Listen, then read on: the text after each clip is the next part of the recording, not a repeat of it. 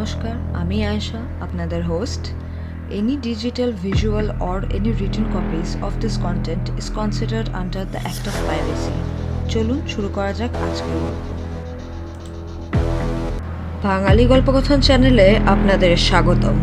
আজকের গল্প ডিলিয়া সিংহ রায়ের লেখা প্রেত তন্ত্র পর্ব 3.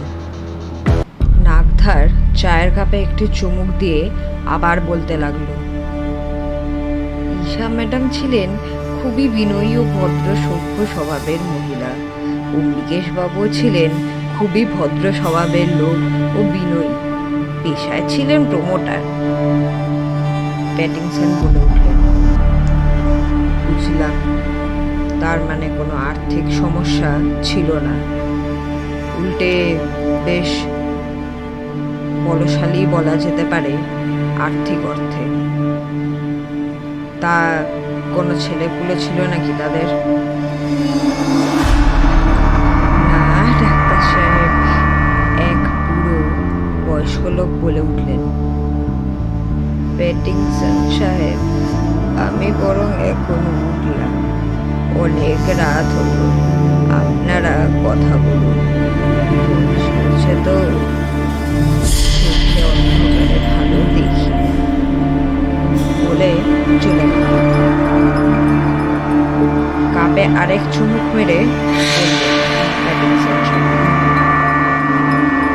আসল কথায় এসো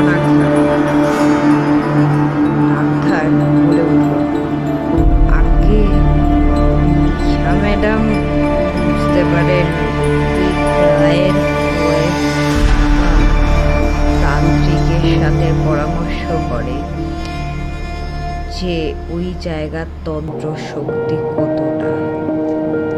ওই বাড়ির বাস্তু দেখাবে বলে শুনেছিলাম ঈশা ম্যাডামের শাশুড়ি মায়ের চাপাচাপিতেই রাজি হতে হয়েছিল দুজনকে। উনি আবার এসব খুব মানেন নাকি। সেই বাস্তু পরীক্ষার ফল বেরোতেই জানতে পারেন ওই জায়গার শক্তি।